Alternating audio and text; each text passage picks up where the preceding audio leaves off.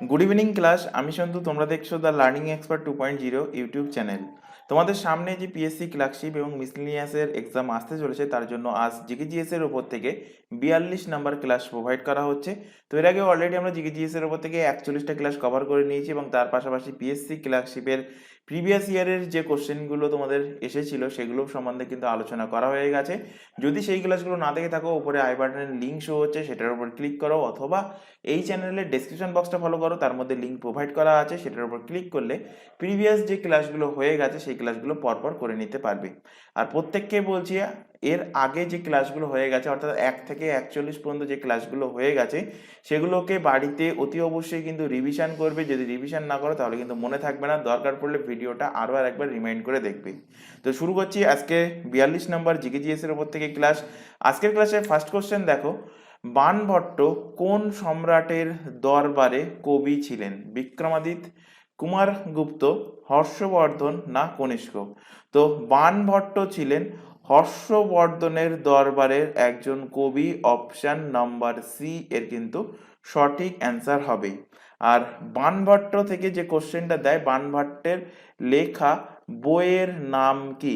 তো বাণভট্টের লেখা বইয়ের নাম, দুটো বই মনে রাখবে, একটা হলো হর্ষচরিত।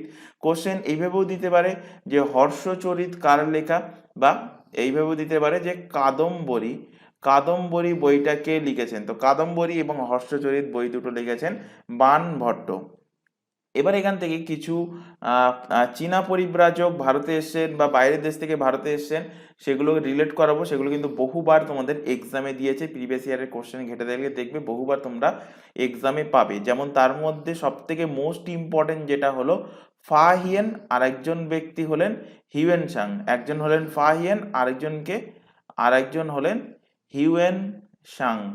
ফা হিয়েন এবং হিউয়েন সাং দুজনই কিন্তু চীন থেকে এসছেন, দুজনই কিন্তু চীনা পরিব্রাজক।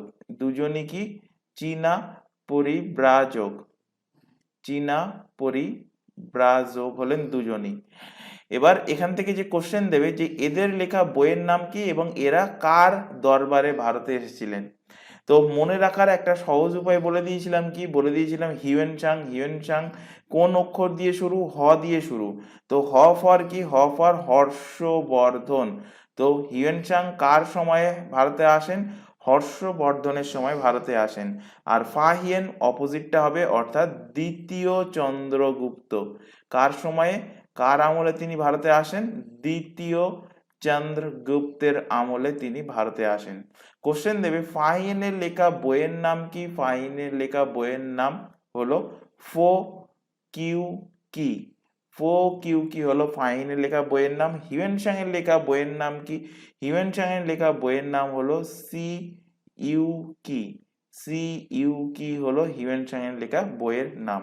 এছাড়া আরো দুজনের নাম মাথায় রাখতে হবে, তাদের লেখা বইয়ের নাম কি? যেমন হলো আল বেরুনি। আল বেরুনির লেখা বইয়ের নাম কি? বইয়ের নাম হলো কিতাব উল হিন্দ। কিতাব উল হিন্দ হলো আল বেরুনির লেখা বইয়ের নাম। এবং ইনি কার দরবারে ভারতে এসেছিলেন, কার আমলে? তো ইনি মামুদ গজনি। মামুদ গজনির সময় ইনি কিন্তু ভারতে এসেছেন। এখান থেকে আরো দুটো রিলেট করো। একজন হলেন ইবান বতুতা, আরেকজন হলেন মেগাস্তিনিস। কোশ্চেন দেবে যে ইবান বতুতার লেখা বইয়ের নাম কি? তো ইবান বতুতার লেখা বইয়ের নাম হলো রিহালা। অনেক বইতে পাবে বা অনেক জায়গায় পাবে রেহেলা। তো রেহেলা বা রিহিলা হলো ইবান বতুতার লেখা বইয়ের নাম। ইনি কার আমলে ভারতে আসেন? তো ইনি আসেন মোহাম্মদ বিন তুগলক। মোহাম্মদ বিন তুগলকের আমলে ইনি কিন্তু ভারতে এসেছেন। আর একটা লাস্ট হলো মেগাস্তিনিস। মেগাস্তিনিসের লেখা বইয়ের নাম কি? বহুবার কিন্তু এক্সামে দিয়েছে বা কোশ্চেন দেবে যে ইন্ডিকা কার লেখা বইয়ের নাম। তো ইন্ডিকা হলো মেগাস্তিনিসের লেখা বইয়ের নাম। এবং মেগাস্তিনিস কার আমলে ভারতে এসেছেন? মেগাস্তিনিস চন্দ্রগুপ্ত মৌর্যের আমলে তিনি ভারতে এসেছেন। তো প্রত্যেকটা পয়েন্ট যেগুলো তোমাদের এখানে এক্সট্রা লেখানো হলো, প্রত্যেকটা পয়েন্টেই কিন্তু এক্সামে অলরেডি কোশ্চেন এসেছে এবং এক্সাম পয়েন্ট অফ ভিউ থেকে ইম্পর্টেন্ট, তাই এখানে লিখিয়ে দিলাম। এগুলো কিন্তু অবশ্যই খাতায় নোট ডাউন করবে। প্রত্যেকটা ক্লাসে আমি বলি এক্সট্রা ফ্যাক্টগুলো কিন্তু অবশ্যই খাতায় নোট ডাউন করবে, কারণ এগুলো তোমরা পিডিএফ আকারে ডাউনলোড করতে পারবে না। কিভাবে পিডিএফ ডাউনলোড করতে পারবে? নিচে যে টেলিগ্রাম লিঙ্কটা দেখতে পাচ্ছ @TheLearningExpertSD, এই টেলিগ্রাম লিঙ্কে যুক্ত হয়ে যাও, অথবা এই চ্যানেলের ডেসক্রিপশন বক্সটা ফলো করো, তার মধ্যে টেলিগ্রামের লিঙ্ক দেওয়াই আছে। সেটার উপর ক্লিক করলে তোমরা টেলিগ্রাম গ্রুপে জয়েন হতে পারবে এবং সেখান থেকে প্রিভিয়াস যে ক্লাসগুলো হয়ে গেছে বা আজকে যে ক্লাসটা হচ্ছে বা ভবিষ্যতে যে ক্লাসগুলো চলবে, প্রতিটা ক্লাসের পিডিএফ তোমরা সেখান থেকে ডাউনলোড করে নিতে পারবে। পরের কোশ্চেনে চলে আসো, চাঁদ বিবি কোথাকার শাসক ছিলেন? Important question. চাঁদ বিবি ছিলেন আহমেদনগরের শাসক। অপশন নাম্বার এ এর কিন্তু সঠিক অ্যান্সার হবে। তো চাঁদ বিবি আহমেদনগরের হোসেন নিজাম শাহের কন্যা ছিলেন, যিনি বিজাপুরের আদিল শাহের সাথে কিন্তু বিবাহ বন্ধনে আবদ্ধ হয়েছিলেন, অর্থাৎ বিবাহ করেছিলেন। তো সেই স্বামীর মৃত্যুর পর, মানে আদিল শাহের মৃত্যুর পর তিনি বিজাপুরের প্রকৃত শাসক হন। এরপর তিনি তার মাতৃভূমি, অর্থাৎ তার যেখানে জন্ম হয়েছিল, তার এক্ষুনি বললাম আহমেদনগরে নিজাম সাহেব তিনি কন্যা, তো আহমেদনগরে তিনি ফিরে আসেন এবং সেখানে এসে এই চাঁদ বিবি রানী রিজেন্ট হন এবং আহমেদনগরের রানী রিজেন্ট হিসেবে তিনি 1595 সালে সম্রাট আকবর, তখন মুঘল সম্রাট ছিলেন, সেই মুঘল বাহিনীর বিরুদ্ধে আহমেদনগরকে রক্ষা করার জন্য তিনি সর্বাধিক পরিচিতি লাভ করেছিলেন। তাহলে চাঁদ বিবি কোথাকার শাসক ছিলেন? চাঁদ বিবি শাসক ছিলেন আহমেদনগরের নিজাম শাহের তিনি কন্যা ছিলেন। চলে আসো পরের কোশ্চেন, নেহেরু ট্রফি কোন খেলার সাথে সম্পর্কিত? তো এখান থেকে আমি তোমাদের পড়িয়েছিলাম এর আগে যে 41টা ক্লাস হয়েছে, তার মধ্যে অলরেডি পড়ানো আছে দুটো কোশ্চেন। একটা হলো নেহেরু ট্রফি, আর ম্যাক্সিমাম ক্যান্ডিডেট এখানেই ভুল করবে, আর এক্সামিনার এই কোশ্চেনটাই দেবে। একটা হলো নেহেরু ট্রফি, আর একটা পড়িয়েছিলাম নেহেরু কাপ। দুটো কিন্তু দুটো আলাদা আলাদা খেলার সাথে সম্পর্কিত। তো নেহেরু ট্রফি এটা নৌকার সাথে সম্পর্কিত, নৌকা বাইচ এই খেলার সাথে সম্পর্কিত। অপশন নাম্বার সি এর সঠিক অ্যান্সার। আর নেহেরু কাপ যদি তোমাদের কোশ্চেন জানতে চাই, তাহলে অ্যান্সার হবে ফুটবলের সাথে সম্পর্কিত হলো নেহেরু কাপ। আচ্ছা, এখান থেকে কিছু ফেমাস ফুটবল কাপ তোমাদের রিলেট করাবো, যার মধ্যে ফার্স্ট হলো ডুরান্ড কাপ। ডুরান্ড কাপ কিসের সাথে সম্পর্কিত? ডুরান্ড কাপ ফুটবল খেলার সাথে সম্পর্কিত। কোশ্চেন দেবে যে এশিয়ার সব থেকে পুরানো, এশিয়াস ওল্ডেস্ট ফুটবল কাপ কোনটা? এশিয়াস ওল্ডেস্ট ফুটবল কাপ, তো এশিয়ার সব থেকে পুরানো ফুটবল কাপ হলো ডুরান্ড কাপ। যেহেতু সব থেকে পুরানো, কবে শুরু হয়েছিল সালটাও মনে রাখতে হবে, 1888 সালে শুরু হয়েছিল। 2023-এ, আচ্ছা এখান থেকে 2023-এর আগে দেখে নাও যে এই যে ডুরান্ড কাপ প্রথম এডিশন, মানে এই যে 1888 সালে হয়েছিল, 1888 সালে ফার্স্ট এডিশন কোথায় খেলা হয়েছিল? ভারতে খেলা হয়েছিল। ভারতের কোথায়? ভারতের সিমলাতে খেলা হয়েছিল প্রথম এডিশন। জানতে হবে লাস্ট যে এডিশন সেটা কোথায় খেলা হয়েছে। লাস্ট এডিশন 2023-এ কোথায় খেলা হয়েছে? মোস্ট ইম্পর্টেন্ট আমাদের পশ্চিমবঙ্গে এবং পশ্চিমবঙ্গের পাশের রাজ্য আসাম। পশ্চিমবঙ্গ এবং আসাম মিলে খেলা হয়েছে ডুরান্ড কাপ 2023। এবং 2023-এর ডুরান্ড কাপে পশ্চিমবঙ্গের একটা দল কিন্তু জয়লাভ করেছে, সুতরাং মোস্ট ইম্পর্টেন্ট কিন্তু এই ডুরান্ড কাপটা। তো 2023-এ উইনার টিম কে ছিল? উইনার টিম ছিল মোহনবাগান ডুরান্ড কাপ 2023 জয়লাভ করেছে। রানার্স আপটাও কিন্তু পশ্চিমবঙ্গের কলকাতারই একটা টিম, ফেমাস টিম, কে? ইস্ট বেঙ্গল। তো রানার্স আপ কে হয়েছে, উইনার কে হয়েছে, দুটোই কিন্তু তোমাদের 2023 ডুরান্ড কাপের ক্ষেত্রে মাথায় রাখতে হবে। কোথায় হয়েছে? ওয়েস্ট বেঙ্গল এবং আসামে আয়োজন করা হয়েছে। এছাড়া আরো অন্য যে ফুটবল কাপগুলো আছে তার মধ্যে একটা হলো কি সন্তোষ ট্রফি। এগুলো কিন্তু মোস্ট ইম্পর্টেন্ট। এইভাবে কোশ্চেন দেবে যে সন্তোষ ট্রফি কিসের সাথে সম্পর্কিত, কোন খেলার সাথে সম্পর্কিত? তো ফুটবল খেলার সাথে সম্পর্কিত। 2023-এ উইনার হয়েছে কোন টিম, সেটা কিন্তু মাথায় রাখতে হবে। কোন স্টেট হয়েছে সেটা মাথায় রাখবে। কর্ণাটক 2023-এ সন্তোষ ট্রফিতে উইনার হয়েছে। এছাড়া আরো আরেকটা ফেমাস ফুটবল ট্রফি কি, সুব্রত কাপ। সুব্রত কাপ হলো সুব্রত কাপ হলো ফুটবল খেলার সাথে সম্পর্কিত। আচ্ছা, এখানে কিছু ফেমাস ফুটবল কাপ আলোচনা করে দিয়েছি, কিছু আমি এখান থেকে ফেমাস ক্রিকেট কাপও আলোচনা করব, কারণ এক্সামে কিন্তু এখান থেকেও কোশ্চেন দেবে। তো রিলেট করে নাও, এখানে আন্ডারলাইন করে নাও ক্রিকেট। তো ফেমাস কিছু ক্রিকেট কাপ কি কি, রঞ্জি ট্রফি, আশা করি এটা প্রত্যেকেই জানো, Ranji trophy, Deodhar trophy, Deodhar Deodhar trophy, Dilip trophy. Dilip ট্রফিটা কিন্তু বহুবার এক্সামে কোশ্চেন দিয়েছে যে দিলীপ ট্রফি কোন খেলার সাথে সম্পর্কিত, ক্রিকেট খেলার সাথে সম্পর্কিত। দেবে ইরানি ট্রফি, ইরানি ট্রফি কোন খেলার সাথে, ইরানি ট্রফি ক্রিকেট খেলার সাথে সম্পর্কিত। কোশ্চেন দেবে যে বিজয় হাজারে ট্রফি, বিজয় হাজারে বিজয় হাজারে ট্রফি কোন খেলার সাথে সম্পর্কিত, বিজয় হাজারে ট্রফি এটা ক্রিকেট খেলার সাথে সম্পর্কিত।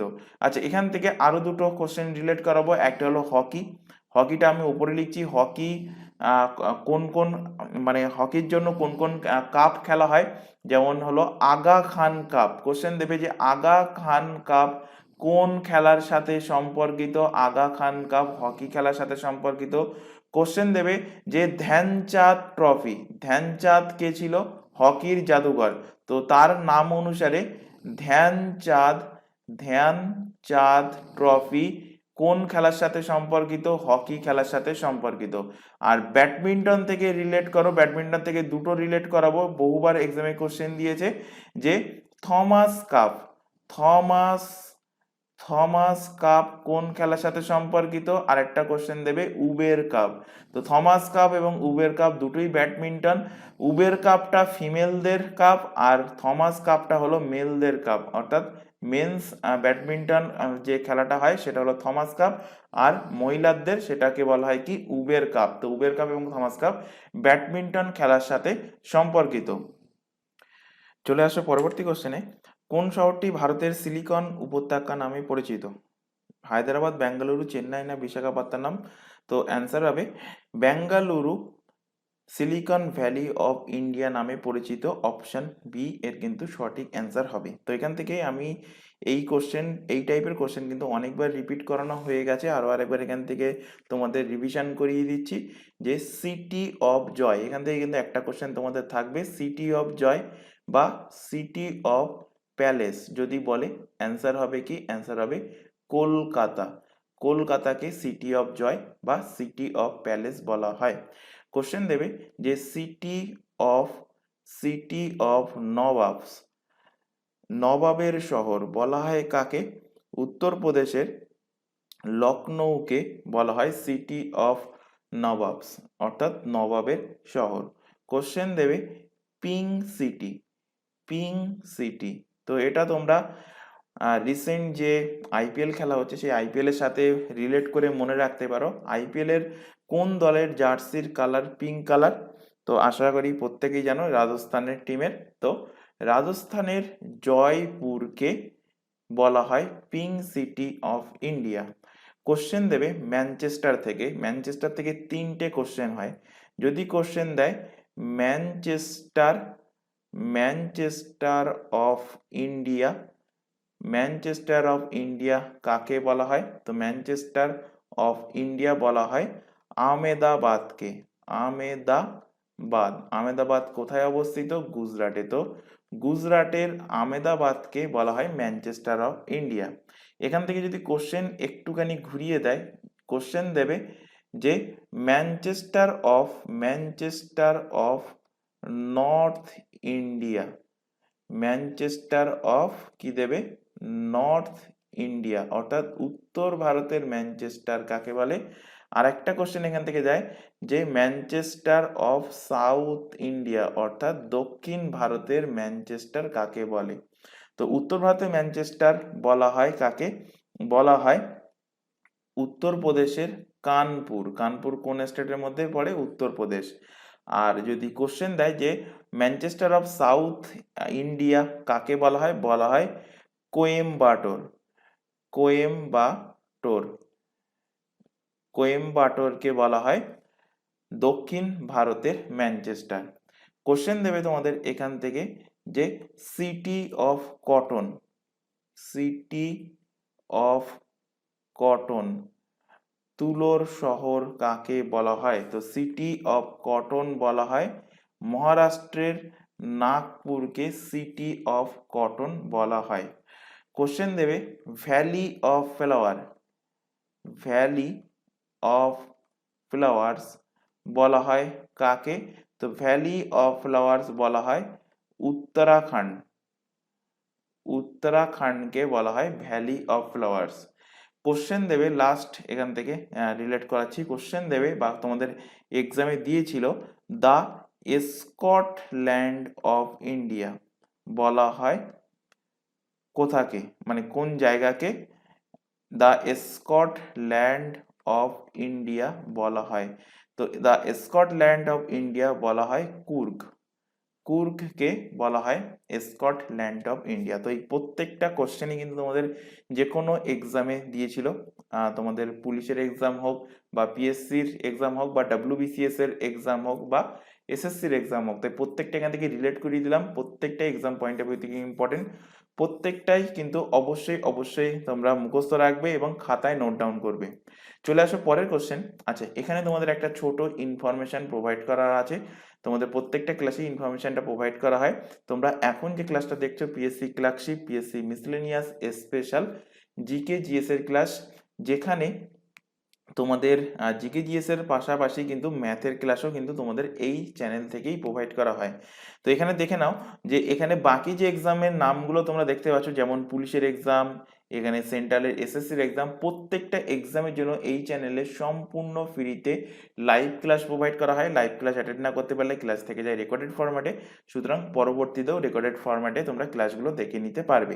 এছাড়া এই প্রতিটা এক্সামের জন্য আমাদের আলাদা আলাদা হোয়াটসঅ্যাপ ব্যাচ ওপেন করা আছে। হোয়াটসঅ্যাপ ব্যাচে যুক্ত হওয়ার একটাই বেনিফিট, কখন কোন ক্লাস হবে ক্লাসের লিঙ্কগুলো সেই হোয়াটসঅ্যাপ ব্যাচে প্রোভাইড করা, বা এক্সাম ওরিয়েন্টেড সমস্ত রকম গুরুত্বপূর্ণ ইনফরমেশন সেই হোয়াটসঅ্যাপ ব্যাচেই কিন্তু প্রোভাইড করা হয়।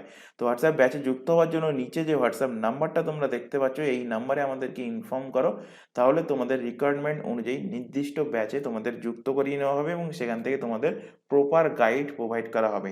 এছাড়া এখানে আরও একটা ইনফরমেশন দেওয়ার আছে। তোমরা এখন যে চ্যানেলে ক্লাসটা দেখছো তার নাম দ্য লার্নিং এক্সপার্ট 2.0। এই চ্যানেলেই প্রতিটা এক্সামের জন্য, যে এক্সামের নামগুলো তোমরা এক্ষুনি দেখে আসলে, প্রতিটা এক্সামের জন্য GK GS, current affairs, reasoning and ইংলিশের ক্লাস পেয়ে যাবে সম্পূর্ণ ফ্রিতে এই চ্যানেল থেকে। এর পাশাপাশি ম্যাথের ক্লাসের জন্য আমাদের কিন্তু আরেকটা নতুন চ্যানেল ওপেন করা হয়েছে। চ্যানেলের নামটা ভালোভাবে দেখে নাও, ম্যাথস বাই সন্তু স্যার। এই চ্যানেলে ম্যাথের ক্লাস অলরেডি শুরু হয়ে গেছে। যেহেতু চ্যানেলটা নতুন, সার্চ করে হয়তো নাও পেতে পারো, তাই চ্যানেলের লিঙ্কটা, মানে এই ম্যাথস বাই সন্তু স্যার এই চ্যানেলের লিঙ্কটা তোমাদের এই যে ক্লাসটা দেখছো এই ক্লাসের ডেসক্রিপশন বক্সে প্রোভাইড করা আছে। সেটার উপর ক্লিক করলে তোমরা maths by Santu sir YouTube চ্যানেলে যুক্ত হয়ে যেতে পারবে। এবং প্রত্যেককে বলছি চ্যানেলটাকে সাবস্ক্রাইব করে রাখবে এবং দুটো চ্যানেলকেই সাবস্ক্রাইব করে রেখে রেগুলার বেসিসে চ্যানেল দুটো থেকে তোমাদের রিকোয়ারমেন্ট অনুযায়ী ক্লাসগুলো করতে থাকবে। চলে আসো পরবর্তী কোশ্চেন। ইগনাইটেড মাইন্ডস বইটা কে লেখেন? এর আগে যে 41টা ক্লাস হয়ে গেছে তার মধ্যে কিন্তু অলরেডি আমি এই কোশ্চেন 2 থেকে 3 বার পড়িয়ে দিয়েছি। আরও আরেকবার এখান থেকে রিভিশনের জন্য রেখেছি যে ইগনাইটেড মাইন্ড বইটা কে লিখেছেন।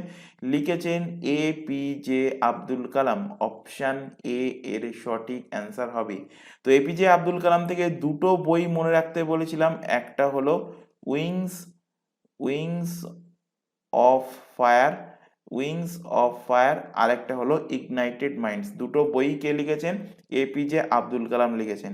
এপিজে আব্দুল কালাম থেকে আরেকটা কোশ্চেন তোমরা মাথায় রাখবে, যদি কোশ্চেন দেয় যে মিসাইল ম্যান অফ ইন্ডিয়া কাকে বলা হয়? তো ভারতের মিসাইল ম্যান বলা হয় এপিজে আব্দুল কালামকে। তো এখান থেকে আরেকটা কোশ্চেন তোমাদের এক্সামে দেবে, এখন এই কোশ্চেনটা অনেক পুরানো হয়ে গেছে, এটা দেয় না, দেবে যে woman, missile woman of India, missile missile woman, missile woman of India. ভারতে মিসাইল ওম্যান নামে কে পরিচিত? তো এনার নাম কি? এনার নাম হলো টেজি টমাস। টেজি টেজি থমাস হলেন মিসাইল ওম্যান অফ ইন্ডিয়া। আচ্ছা, এখানে বইয়ের রিলেটেড যেহেতু কোশ্চেনটা রাখা হয়েছে, তো বাকি ব্যক্তিত্ব যারা অপশানে আছে তাদের সাথে বইগুলো রিলেট করিয়ে দিই। মহাত্মা গান্ধী থেকে দুটো বই মাথায় রাখতে হবে, এই দুটো বই কিন্তু বহুবার এক্সামে দিয়েছে। তার মধ্যে একটা হলো মাই experiment, my experiment with truth. Very very important question এইটা। তোমরা প্রিভিয়াস ইয়ারের কোশ্চেন ঘেটে দেখলে দেখবে এই মাই এক্সপেরিমেন্ট উইথ ট্রুথ বইটা কে লিখেছেন, এই কোশ্চেনটা কিন্তু বহুবার বিভিন্ন এক্সামে দিয়েছে। এছাড়া আরেকটা বই লিখেছেন, তার নাম কি? তার নাম হলো হিন্দ স্বরাজ। তো হিন্দ স্বরাজ এবং মাই এক্সপেরিমেন্ট উইথ ট্রুথ বইটা কে লিখেছেন? মহাত্মা গান্ধী। মনমোহন সিং থেকে একটা বই মাথায় রাখবে, চেঞ্জিং ইন্ডিয়া। চেঞ্জিং ইন্ডিয়া বইটা কে লিখেছেন? লিখেছেন মনমোহন সিং। প্রণব মুখার্জির থেকেও একটা বই মাথায় রাখবে, the প্রেসিডেন্টাল years. The প্রেসিডেন্টাল the প্রেসিডেন্টাল years বইটা কে লিখেছেন? দ্য প্রেসিডেন্টাল ইয়ার্স ফুল বইটা হলো 2012 থেকে 2017। এই বইটা কে লিখেছেন? লিখেছেন প্রণব মুখার্জি। চলে আসুন পরের কোশ্চেন। ঝোরা লোকনৃত্য কোন রাজ্যের? উত্তরপ্রদেশ, উত্তরাখণ্ড, আসাম না ঝাড়খণ্ড? তো ঝোরা হলো উত্তরাখণ্ডের একটা ফক ড্যান্স, উত্তরাখণ্ডের একটা লোকনৃত্য। অপশন বি এর কিন্তু সঠিক অ্যান্সার হবে। তো এই ঝোরা ফক ড্যান্স উত্তরাখণ্ডের পাশাপাশি যদি অপশনে থাকতো হিমাচল প্রদেশ, তো হিমাচল প্রদেশেও কিন্তু এই ঝোরা ফক ড্যান্সটা দেখতে পাওয়া যায়। এখান থেকে কিছু ফেমাস ফক ড্যান্স রিলেট করাবো, যার মধ্যে ফার্স্ট হলো ভাংড়া। ভাংড়া, আচ্ছা ড্যান্সগুলো আমি লিখিনি, ভাংড়া, ঝুমার, ভাংড়া, ঝুমার, এই দুটোর মধ্যে ম্যাক্সিমাম গোলাই দেখবে ক্যান্ডিডেটটা, একটা হলো ঝুমার আর একটা হলো ঘুমার। তো ঝুমার আর ঘুমার কোন স্টেটের? ম্যাক্সিমাম ক্যান্ডিডেট কিন্তু ভুল করে এখনো পর্যন্ত আমি যা দেখেছি। এছাড়া আছে গারবা, আছে ডান্ডিয়া। ডান্ডিয়া, গারবা, ডান্ডিয়া দুটোই একই রাজ্যের ফক ড্যান্স। আছে ছৌ নাচ। ছৌ নাচ এর আগের দিনের ক্লাসে সম্ভবত পড়িয়েছিলাম। ছৌ নাচ, আলকাপ, বাউল, কীর্তন, এগুলো কোন স্টেটের ফক ড্যান্স? আরেকটা আছে বিহু। বিহু। তো ভাংড়া কোন স্টেটের? আশা করি প্রত্যেকেই জানো ভাংড়া কারা করে? পাঞ্জাবিরা করে। তো পাঞ্জাবের ফক ড্যান্স হলো ভাংড়া। এই ঝুমার আর ঘুমার মোস্ট ইম্পর্টেন্ট, ম্যাক্সিমাম ক্যান্ডিডেট ভুল করবে এখানেই। ঝুমার কোথাকার? ঝুমার হলো হরিয়ানা। হরিয়ানার ফক ড্যান্স হলো ঝুমার। আর ঘুমার কোথাকার? ঘুমার হলো রাজস্থান। তো এই দুটো কিন্তু খেয়াল রাখবে, ঝুমার হলো হরিয়ানা, ঘুমার হলো রাজস্থান। গারবা, ডান্ডিয়া, গারবাটা কিন্তু বহুবার এক্সামে দিয়েছে। গারবা কোন স্টেটের? গারবা হলো, গারবা এবং ডান্ডিয়া হলো গুজরাটের। গুজরাটের ফক ডান্স হলো গারবা অ্যান্ড ডান্ডিয়া। ছৌ নাচ, আলকাপ, বাউল, কীর্তন এগুলো প্রত্যেকটাই পশ্চিমবঙ্গের ফক ডান্স। আর বিহু কোথাকার? বিহু হলো আসাম। বিহু দিয়ে উৎসবও দিতে পারে, বিহু ফেস্টিভ্যাল, কাটি বিহু ফেস্টিভ্যাল। তো বিহু যাতেই থাকুক না কেন, ফেস্টিভ্যালে থাকুক, তারপর ড্যান্সে থাকুক, যেখানেই থাকুক না কেন, আসাম মেরে আসবে। আসামই কিন্তু বিহুর অ্যান্সার হবে। চলে আসো পরের কোশ্চেন। আমজাদ আলী খাঁ কোন ক্ষেত্রের সাথে জড়িত? Most important question. এবং এখান থেকে যে কোশ্চেনগুলো দেয় একদম লিমিটেড বাঁধা ধরা কোশ্চেন দেয়, যেমন শারদ বাদককে, সিতার বাদককে, সন্তুর বাদককে, বাঁশি বাদককে, তবলা বাদককে, আর ফেমাস সানাই বাদককে। এই ছজনের নাম মুখস্থ রাখলে এখান থেকেই কিন্তু তোমরা একটা কোশ্চেন পেয়ে যাবে। তো আমজাদ আলী খাঁ কিসের সাথে সম্পর্কিত? আমজাদ আলী খাঁ শারদ বাদক একজন ফেমাস, তো শারদের সাথে সম্পর্কিত। অপশন সি এর সঠিক অ্যান্সার। তো তিনটের মধ্যে, ছটার মধ্যে একটা হয়ে গেল, আর বাকি পাঁচটা এখান থেকে তোমাদের নোট ডাউন করাচ্ছি। ফেমাস সিতার বাদককে কোশ্চেন দেবে, কোশ্চেন দেবে ফেমাস সন্তুর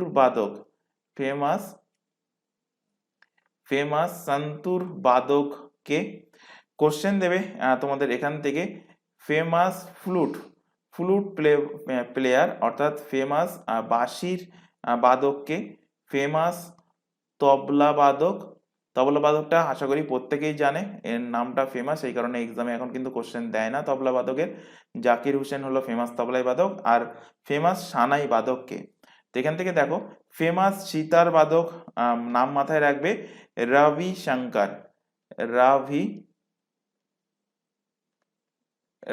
শঙ্কর হলো ফেমাস সেতার বাদক। কোশ্চেন দেবে, ফেমাস সন্তুর বাদককে?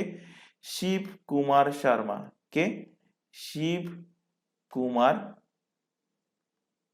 কুমার শর্মা। কোশ্চেন দেবে, ফেমাস বাঁশি বাদককে? তো ফেমাস বাঁশি বাদক হলেন হরিপ্রসাদ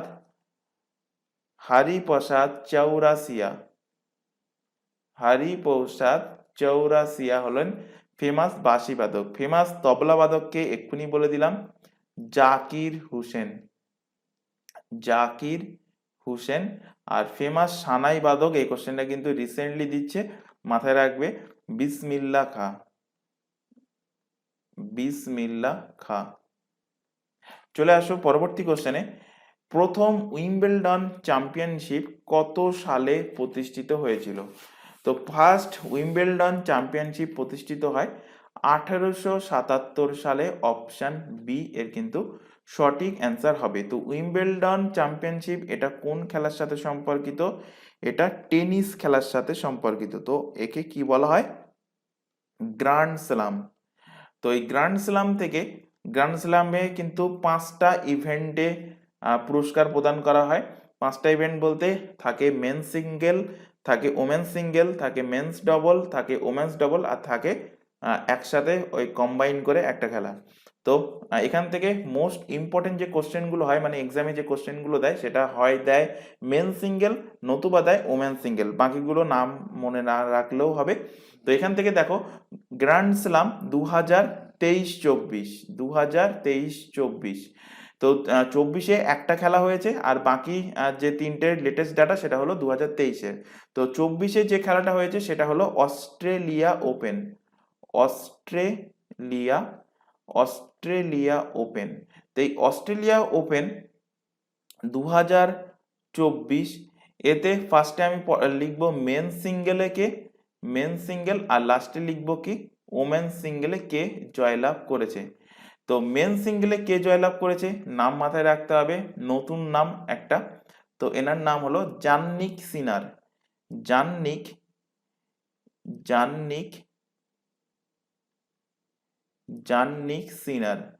এই জান্নিক সিনার ইনি কোন দেশের বাসিন্দা? তো ইনি হলেন ইটালির বাসিন্দা। আর অস্ট্রেলিয়া ওপেন 2024-এ ওমেন সিঙ্গেলে কে জয়লাভ করেছে? অ্যারিনা সাবলেঙ্কা জয়লাভ করেছেন। অ্যারিনা সাবলেঙ্কা ইনি কোন দেশের? ইনি হলেন বেলারুশের বাসিন্দা। তো ইনি কোন দেশের বাসিন্দা এবং ওমেন্স এন্ড মেন সিঙ্গেলে কে জয়লাভ করেছে সেটা কিন্তু মাথায় রাখতে হবে। এছাড়া এখান থেকে আরেকটা কোশ্চেন দেয় যে অস্ট্রেলিয়া ওপেন আছে, এটা আমি লাস্টে করাচ্ছি। এরপরে দেখে নাও, ফার্স্ট হয় অস্ট্রেলিয়া ওপেন, বছরের প্রথমে হবে অস্ট্রেলিয়া ওপেনের পরবর্তী যে গ্র্যান্ড স্ল্যামটা হয় সেটা কি? সেটা হলো ফ্রেঞ্চ ওপেন।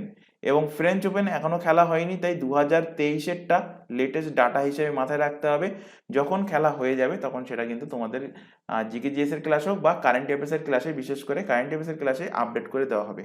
তো 2023-এ ফ্রেঞ্চ ওপেনে জয়লাভ করেছিল কে? জয়লাভ করেছিল নোভাক জোকোভিচ। কে জয়লাভ করেছে? নোভাক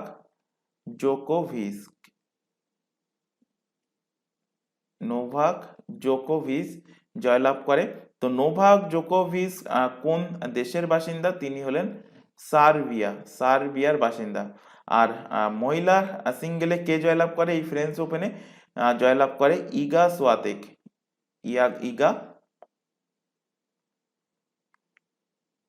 সোয়াতেক জয়লাভ করেছে। ইনি হলেন পোল্যান্ডের বাসিন্দা। ইনি কোথাকার? পোল্যান্ডের বাসিন্দা। চলে আসো পরের যে গ্র্যান্ড স্লাম। তো ফার্স্টে হয় অস্ট্রেলিয়ান, তারপর হয় ফ্রেঞ্চ ওপেন, এরপর হয় ফ্রেন্সের পরে হবে কি উইম্বেলডন, যেটা এখানে এক্সামে কোশ্চেন ছিল, মানে এখানে যে কোশ্চেনটা রাখা হয়েছিল উইম্বেলডন, উইম্বেলডন।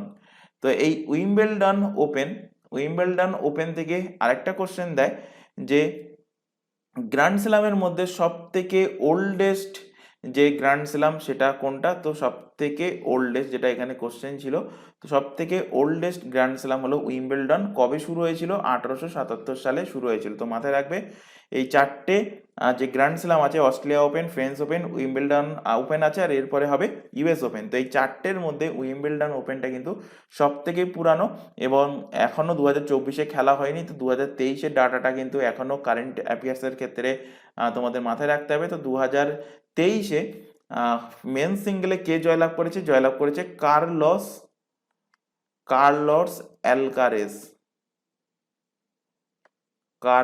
অ্যালকারেজ। আর ওমেন সিঙ্গেলে কে জয়লাভ করেছে? ওমেন সিঙ্গেলে মার্কেটা ভন্ড্রোসোভা।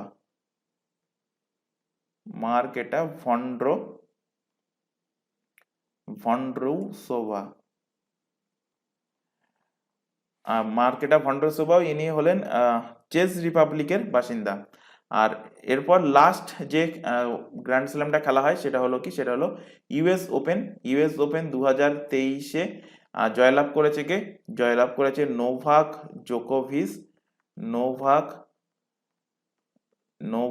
জোকোভিচ। আর মহিলা সিঙ্গেলে, ওমেন সিঙ্গেলে জয়লাভ করেছে কে? কোকো গাফ। কে জয়লাভ করেছে? কোকো গাফ কোন দেশের? ইনি হলেন আমেরিকার, ইউএস এর বাসিন্দা। আর নোভাক জোকোভিচ এক্ষুনি বললাম, ইনি হলেন সার্বিয়ার বাসিন্দা। এবার এখান থেকে আরো আরেকটা কোশ্চেন তোমাদের দেয় এই গ্র্যান্ড স্ল্যাম থেকে, যে এই গ্র্যান্ড স্ল্যাম গুলো কোন মাঠে খেলা হয়? অস্ট্রেলিয়া গ্র্যান্ড স্ল্যাম কোন কোর্টে খেলা হয়? অস্ট্রেলিয়া গ্র্যান্ড স্ল্যাম খেলা হয় হার্ড কোর্টে খেলা হয়। মাথায় রাখবে Australia grand slam hard court. এবং লাস্ট গ্র্যান্ড স্ল্যাম যেটা খেলা হয় বছরে, সেটা কি? সেটা হলো ইউএস ওপেন। এটাও কিন্তু হার্ড কোর্টে খেলা হয়। তাহলে প্রথমটা হার্ড কোর্ট, লাস্টেরটা হার্ড কোর্ট, এই সিরিয়াল কিন্তু মনে রাখতে হবে। ফার্স্টে অস্ট্রেলিয়া, তারপর ফ্রেঞ্চ, তারপর উইম্বেলডন, তারপর হলো ইউএস। তো অস্ট্রেলিয়া এবং ইউএস এই দুটো খেলা হয় হার্ড কোর্টে। ফ্রেঞ্চ আর উইম্বেলডন এই দুটো কোন কোন কোর্টে খেলা হয়? তো ফ্রেঞ্চটা খেলা হয় ক্লে কোর্টে খেলা হয় ফ্রেঞ্চ ওপেন। আর উইম্বেলডন খেলা হয় গ্রাস কোর্টে খেলা হয় উইম্বেলডন। তাহলে অস্ট্রেলিয়া ওপেন আর ইউএস ওপেন খেলা হয় হার্ড কোর্টে, ফ্রেঞ্চ ওপেন ক্লে কোর্টে খেলা হয়, উইম্বেলডন খেলা হয় কোন কোর্টে? খেলা হয় গ্রাস কোর্টে। চলে আসো পরের কোশ্চেন। ভারতের খনিজ ভান্ডার কাকে বলা হয়?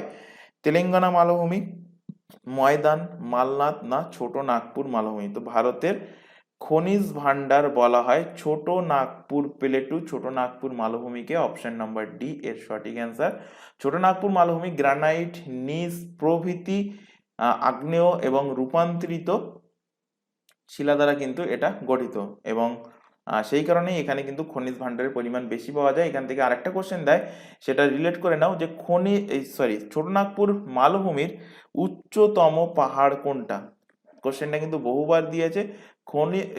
ছোট নাগপুর মালভূমির উচ্চতম পাহাড় কোনটা? তো উচ্চতম পাহাড় হলো পরেশনাথ পাহাড় হলো ছোটনাগপুর প্লেটুর সব থেকে উচ্চতম পাহাড়। চলে আসো পরের কোশ্চেন। নিম্নলিখিত কোন অঞ্চলে মৌসুমী বায়ুর প্রভাবে প্রথম বৃষ্টিপাত হয়? মোস্ট ইম্পর্টেন্ট কোশ্চেন, বহুবার এক্সামে কোশ্চেন দিয়েছে। এছাড়া এখান থেকে আরেকটা কোশ্চেন দেয় যে ভারতের প্রথম বৃষ্টিপাত কোন মৌসুমী বায়ুর প্রভাবে হয়?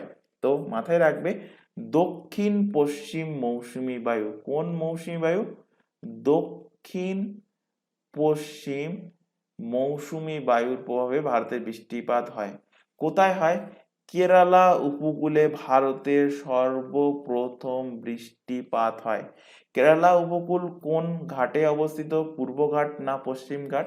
না পশ্চিম ঘাটে অবস্থিত। তো অপশন বি এর সঠিক অ্যান্সার হবে। কোশ্চেনটা কিন্তু এর আগেও পড়ানো হয়েছে। তো এখান থেকে দেখো ভারতের একদম সাউথ মোস্ট পয়েন্টে অবস্থিত কি কেরালা। তো এটা হলো নর্থ, এটা হলো সাউথ, এটা হলো ইস্ট, আর এটা হলো ওয়েস্ট। তো এখানে অবস্থিত এইভাবে ভারতের ম্যাপ রয়েছে। এইখানে গুজরাট এইভাবে এসে এই গিয়ে এই লামসাম একটা, আশা করি বুঝতে পেরেছো, এরকম ভারতের ম্যাপ। তো এখানে আছে কি, এখানে আছে কেরালা। তো কেরালাতে সর্বপ্রথম মৌসুমী বায়ু এখানে এসে কেরালা উপকূলে অ্যাটাক করে। ভারতের সর্বপ্রথম মৌসুমী বায়ুর প্রভাবে যে বৃষ্টিপাত হয় সেটা কোথায় হয়, কেরালা উপকূলে হয়।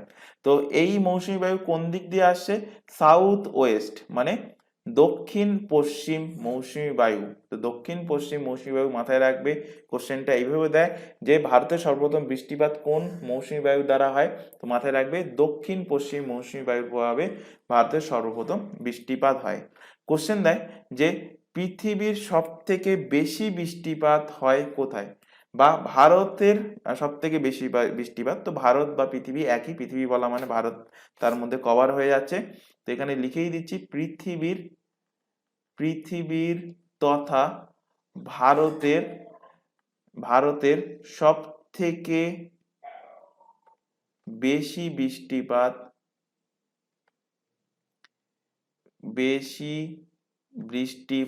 কোথায় হয়, বেশি বৃষ্টিপাত হয় মৌসিনারাম। কোথায় হয়, মৌসি মৌসিনারামে হয়, মেঘালয়ের মৌসিনারামে পৃথিবীর তথা ভারতের সব থেকে বেশি বৃষ্টিপাত হয়ে থাকে। চলে আসো পরের কোশ্চেন।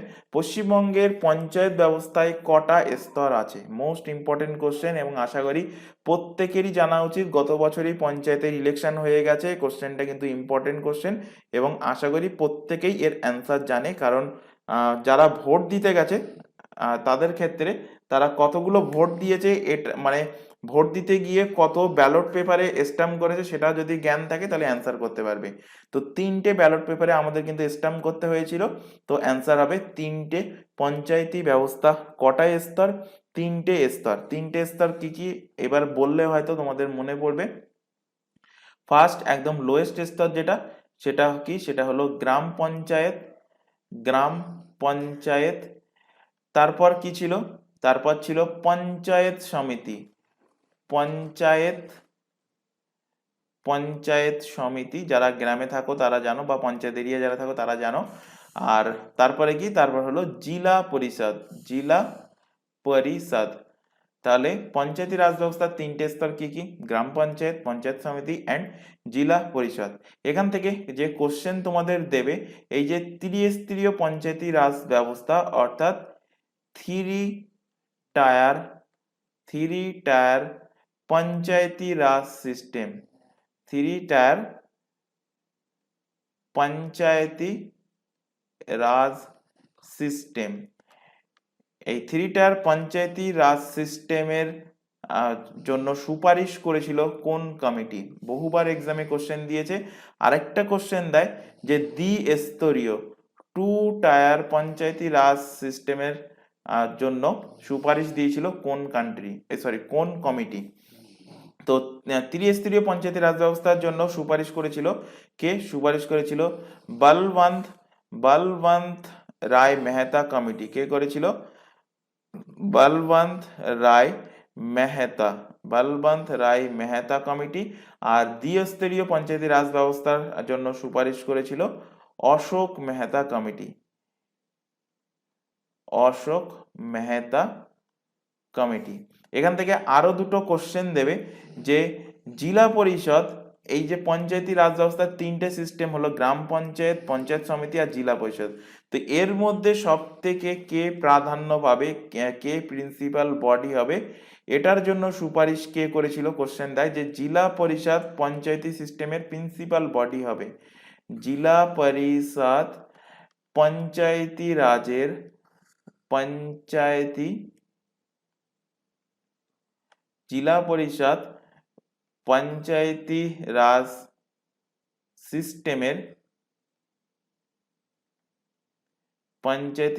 সিস্টেমের প্রিন্সিপাল বডি হবে। পঞ্চায়েতি রাজ সিস্টেমের প্রিন্সিপাল বডি হবে, এটা এটা কে বলেছে, মানে কোন কমিটির সুপারিশ ছিল? এটা ছিল জিভিকে রাও কমিটি। কে বলেছে? জিভিকে রাও কমিটি। আর আরেকটা কোশ্চেন দেয় এখান থেকে যে পঞ্চায়েতকে সাংবিধানিক দরজা দিয়েছে কোন কমিটি? পঞ্চায়েতকে সাংবিধানিক দরজা, পঞ্চায়েতকে সাংবিধানিক দরজা দিয়েছে, পঞ্চায়েতকে সাংবিধানিক দরজা দিয়েছে কোন কমিটি? দিয়েছে L M Singhvi committee. L N Singhvi committee পঞ্চায়েতকে সাংবিধানিক দরজা দিয়েছে। তো এই কমিটি, চারটে কমিটি মাথায় রাখবে। ত্রিস্তরীয় বলবন্ত রায়, দ্বিস্তরীয় অশোক মেহতা কমিটি, এই দুটো মোস্ট ইম্পর্টেন্ট, বহুবার দিয়েছে। আর বাকি দুটো এর পাশাপাশি মাথায় রাখবে। জেলা পরিষদ পঞ্চায়েতি রাজ সিস্টেমের প্রিন্সিপাল বডি হবে, এটা বলেছে কে? জিভিকে রাও কমিটি। আর পঞ্চায়েতকে সাংবিধানিক দরজা দিয়েছে এল এম সিংভি সমিতি। চলে আসো পরের কোশ্চেন, নিম্নলিখিত কোনটি ভারতের সংবিধানের অধিবেশন নয়? তো শীতকালীন অধিবেশন হয়, বাজেট অধিবেশন হয়, বর্ষাকালীন অর্থাৎ বাদল অধিবেশন হয়, হয় না যেটা সেটা হলো গ্রীষ্মকালীন অধিবেশন। এরকম নামে কোনো অধিবেশনই কিন্তু ভারতের সংবিধানে নেই। অপশন নাম্বার এ এর কিন্তু সঠিক অ্যান্সার হবে। তো তিনটে অধিবেশনের মধ্যে এখান থেকে কোশ্চেন দেয় যে সব থেকে বড় অধিবেশন কোনটা? তো সব থেকে বড় অধিবেশন হলো বাজেট অধিবেশন। কারণ এই বাজেট অধিবেশন কখন বসে তোমরা খেয়াল রাখবে, দেখবে যে ফেব্রুয়ারি থেকে মে মাসের মধ্যে কিন্তু বাজেট অধিবেশন বসে। এবং কোশ্চেন দেয় যে সব থেকে দীর্ঘতম অধিবেশন কোনটা? তো সব থেকে দীর্ঘতম অধিবেশন হলো এই বাজেট অধিবেশন। বর্ষাকালীন অধিবেশন বা একে কি বলা হয়? বাদল অধিবেশনও কিন্তু বলা হয়। তো বাদল অধিবেশন বা বর্ষাকালীন অধিবেশন এটা হয়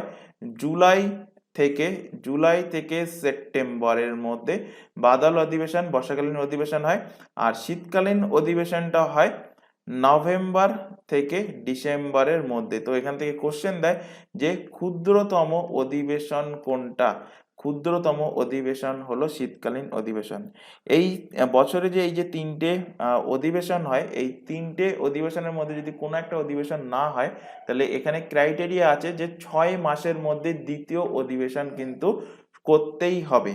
অর্থাৎ সাপোজ ধরো বর্ষাকালীন অধিবেশন হলো না, কিন্তু শীতকালীন অধিবেশনটা বাজেট অধিবেশনের ঠিক 6 মাসের মধ্যেই কিন্তু শীতকালীন অধিবেশন করতে হবে। চলে আসো পরের কোশ্চেন, বৈদ্যুতিক শক্তির বাণিজ্যিক একক হলো কোনটি? তো বৈদ্যুতিক শক্তির বাণিজ্যিক একক হলো কিলোওয়াট ঘন্টা।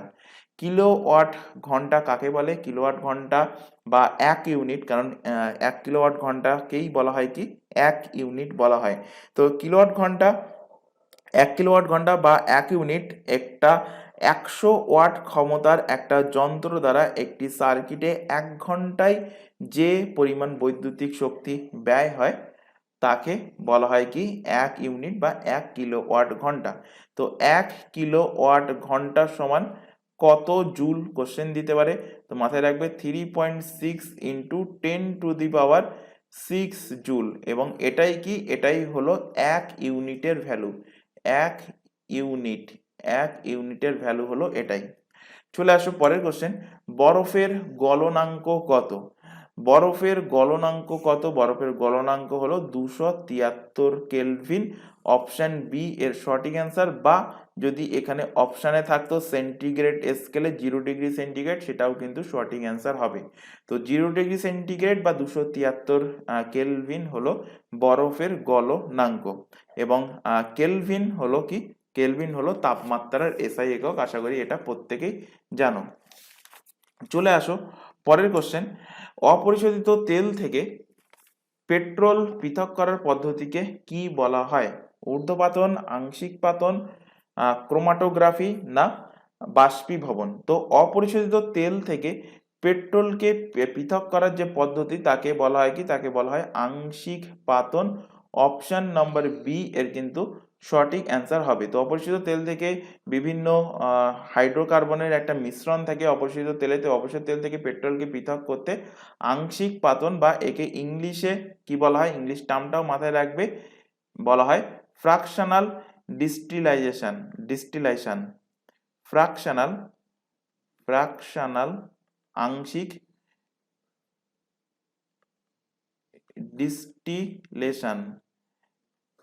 ডিস্টিলেশন বলা হয় আংশিক পাতনকে। তো এখান থেকে ঊর্ধ্বপাতন আর বাষ্পীভবন আর একটা আছে কি ঘনীভবন, এই দুটো কাকে বলে একটুখানি বলে দিই। ঊর্ধ্বপাতন বলতে কি, ঊর্ধ্বপাতন বলতে বোঝায় তরল অবস্থায় প্রবেশ না করে কোনো একটা কঠিন বস্তু থেকে, সেই কঠিন বস্তু থেকে সরাসরি যদি গ্যাসের অবস্থায় সে রূপান্তর হয়ে যায় তাকে বলা হয় ঊর্ধ্বপাতন। এর এক্সাম্পল তোমরা সচরাচর দেখেছো, যেমন হলো কর্পূর, ন্যাপথলিন, এগুলো কিন্তু কঠিন অবস্থায় থাকে। ন্যাপথলিন এগুলো কঠিন অবস্থায় থাকে। তারপরে দেখেছো গন্ধক, দেখেছো তোমরা আয়োডিন, এগুলো কিন্তু কঠিন অবস্থায় থাকে এবং কঠিন থেকে তরলে পরিণত না হয়েই এরা কিন্তু কঠিন থেকে ডাইরেক্ট বাষ্প হয়ে যায়। তাই এগুলো ঊর্ধ্বপাতনের এক্সাম্পল, ঊর্ধ্বপাতনের একটা উদাহরণ। এবার চলে আসো বাষ্পীভবন, আর একটা কি, আর একটা হলো ঘনীভবন। এই দুটো ম্যাক্সিমাম ক্যান্ডিডেট গুলিয়ে ফেলে, একটুখানি সংজ্ঞা বলে দিচ্ছি। বাষ্পীভবন কি, কোনো তরলকে তাপ প্রদান করলে ওই তরল পদার্থকে বাষ্পে পরিণত করার প্রক্রিয়াকে বলা হয় বাষ্পীভবন। আর ঘনীভবন কি, উষ্ণতার হ্রাস ঘটিয়ে কোনো পদার্থের বায়বীয় অবস্থা থেকে তরল অবস্থায় রূপান্তর হওয়ার প্রক্রিয়াকে বলা হয় কি ঘনীভবন। অর্থাৎ তুমি, তোমার কাছে মনে করো জল আছে, জলটাকে তুমি ফোটাচ্ছ, জলটাকে ফুটিয়ে ফুটিয়ে জলটা ঠিক যে টেম্পারেচার উষ্ণতায় বাষ্প হয়ে গেল, তাকে আমি সেই প্রক্রিয়াকে বলবো কি বাষ্পীভবন প্রক্রিয়া। এবার ধরো সেই ফুটন্ত বাষ্প তোমরা যখন রান্না রান্না করে দেখবে, যখন তোমাদের বাড়িতে মা বা ভাই বোনেরা যখন করে রান্না করে, তখন দেখবে যে কড়ার ওপরে হোক বা হাঁড়ির ওপরে হোক যখন কিছু চাপা দিয়ে রাখে, সেখানে বাষ্পটা কড়ার যে ঝোলটা রেডি হচ্ছে বা জলটা ফুটছে সেটার বাষ্প হয়ে কড়া সেই ঢাকনার গায়ে লাগছে, তো সেই প্রক্রিয়াকে বলছি বাষ্পীভবন। আবার সেই বাষ্পটা কিছু সময় পর কিন্তু ঘনীভূত হয়, টেম্পারেচার হারিয়ে ঘনীভূত হয়ে সেই বাষ্প থেকে আবার জলে যে রূপান্তর তাকে বলা হয় কি ঘনীভবন। তো আশা করি বাষ্পীভবন কি ঘনীভবন কি দুটো কিন্তু বোঝাতে পেরেছি। চলে আসো পরের কোশ্চেন, কোন বছরে প্রথম শিল্পনীতির প্রকল্প গ্রহণ করা হয়? তো শিল্পনীতির প্রকল্প ফার্স্ট গ্রহণ করা হয়েছিল 1948 সালে, অপশন ডি এর কিন্তু সঠিক অ্যান্সার হবে। তো ভারতবর্ষে প্রথম শিল্পনীতি গ্রহণ করা হয়েছিল 1948 সালের 6 এপ্রিল। সাল ডেট না মনে রাখলে হবে, সালটা মনে রাখবে। 1948 সালে গ্রহণ করা হয়েছিল। তো এই শিল্পনীতির উদ্দেশ্য কি ছিল? উদ্দেশ্য ছিল ভারতে মিক্সড ইকোনমি, ভারতে কোন ইকোনমি আছে? মিক্সড ইকোনমি, অর্থাৎ বাংলাতে কি বলবো? Mixed economy. বাংলাতে কি বলবো? বাংলাতে বলবো মিশ্র অর্থব্যবস্থা। তো মিশ্র অর্থব্যবস্থার কাঠামো গড়ে তুলে গুরুত্বপূর্ণ শিক্ষাগুলোকে সরকারের অধীনে আনা এবং বাকি শিল্পগুলোকে সরকারি নিয়ন্ত্রণে আনা ছিল এই শিল্পনীতির লক্ষ্য। চলে আসো পরের কোশ্চেন, প্রথম রাজীব গান্ধী খেলরত্ন পুরস্কার কাকে প্রোভাইড করা হয়? তো এখান থেকে আরেকটা কোশ্চেন খেয়াল রাখবে, রাজীব গান্ধী খেলরত্ন অ্যাওয়ার্ডের নাম কিন্তু বর্তমানে চেঞ্জ হয়ে গেছে। চেঞ্জ হয়ে হকির জাদুঘর, তার নাম কি?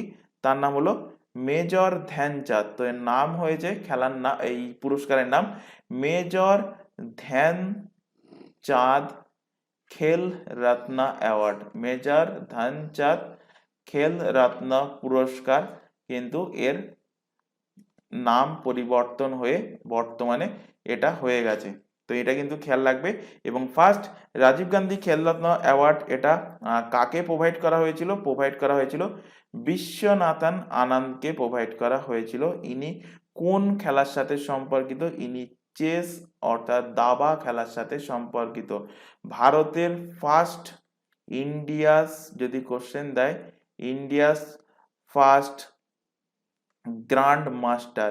গ্র্যান্ড মাস্টার কাকে বলে? চেসের খেলে মানে দাবা খেলে যিনি খেতাব জয় করে, যিনি প্রথম হন, তাকে এই সম্মানটা দেওয়া হয় গ্র্যান্ড মাস্টার। তো ইন্ডিয়াস ফার্স্ট গ্র্যান্ড মাস্টার হলেন বিশ্বনাথন আনন্দ। কোশ্চেনটা কিন্তু অবশ্যই মাথায় রাখবে। এবং এটা ভারতের কিন্তু এই মেজর ধ্যানচাঁদ খেলরত্ন পুরস্কার, এটা ভারতের সবথেকে সর্বোচ্চ ক্রীড়া সম্মান। এই রাজীব গান্ধী খেলরত্ন অ্যাওয়ার্ড এটা শুরু হয়েছিল কবে? 1991-92 সাল থেকে কিন্তু এই পুরস্কার দেওয়া শুরু হয় এবং বর্তমানে এই অ্যাওয়ার্ডের নাম হলো মেজর ধ্যানচাঁদ অ্যাওয়ার্ড। চলে আসো পরের কোশ্চেন, স্পেস এক্স এর প্রতিষ্ঠাতা কে? তো স্পেস এক্স এটা কিন্তু একটা প্রাইভেট কোম্পানি এবং এর প্রতিষ্ঠাতা হলেন ইলন মাস্ক। অপশন বি এর সঠিক অ্যান্সার হবে। টিম কুক থেকে রিলেট করো। টিম কুক কিসের ফাউন্ডার? টিম কুক হলো অ্যাপেলের যে ফোন, আইপ্যাড বা ল্যাপটপ, অ্যাপেলের আইপড ইটিসি প্রোডাক্ট দেখো, তো সেই অ্যাপেলের ফাউন্ডার হলেন টিম কুক। আচ্ছা, স্পেস এক্স থেকে একটা কোশ্চেন রিলেট করে দিয়ে এক্ষুনি বললাম প্রাইভেট কোম্পানি, তো এখান থেকে কোশ্চেন দিতে পারে যে স্পেস এক্স কবে প্রতিষ্ঠিত হয়, কবে ফাউন্ডেড হয়? তো এটা প্রতিষ্ঠিত হয় 2002 সালে। এটা সম্পূর্ণ কিন্তু একটা প্রাইভেট কোম্পানি এবং এর হেডকোয়ার্টার কোথায় অবস্থিত? স্পেস এক্সের হেডকোয়ার্টার অবস্থিত ক্যালিফোর্নিয়া।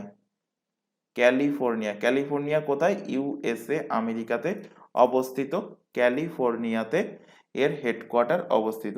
চলে আসো পরের কোশ্চেন, ধানরাজ পিল্লাই কোন খেলার সাথে সম্পর্কিত? তো জাস্ট অনলাইনার ফরম্যাটে মাথায় রাখবে, ধানরাজ পিল্লাই হকি খেলার সাথে সম্পর্কিত। অপশন বি এর কিন্তু সঠিক অ্যান্সার হবে।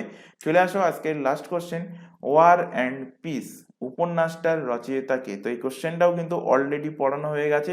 ওয়ার অ্যান্ড পিস এই গ্রন্থের, এই উপন্যাসের রচয়িতা হলেন লিও টলস্টয়। অপশন সি এর কিন্তু সঠিক অ্যান্সার। তো আশা করি আজকের ক্লাসে যে 20টা কোশ্চেন পড়ানো হলো প্রত্যেকটা কোশ্চেন তোমাদের ক্লিয়ার হয়েছে। ক্লাস যদি ভালো লেগে থাকে তো অবশ্যই কিন্তু ক্লাসটাকে লাইক করবে, তোমার বন্ধু বান্ধবের মধ্যে শেয়ার করবে যারা পিএসসি ক্লার্কশিপ, মিসলেনিয়াস এছাড়া আদার্স কম্পিটিটিভ এক্সামের জন্য প্রিপারেশন নিচ্ছে। তো আজকের ক্লাসে যদি কোথাও ডাউট থাকে তো অবশ্যই কমেন্ট বক্সে কমেন্ট করে জানাও, সেটা তোমাদের পরবর্তী ক্লাসে সেই ডাউটটা ক্লিয়ার করার চেষ্টা করা হবে। তো আজকের ক্লাস আমরা এখানে শেষ করছি। আজকের ক্লাস এই পর্যন্ত, নেক্সট দেখা হবে পরবর্তী ক্লাস নিয়ে। Thank you.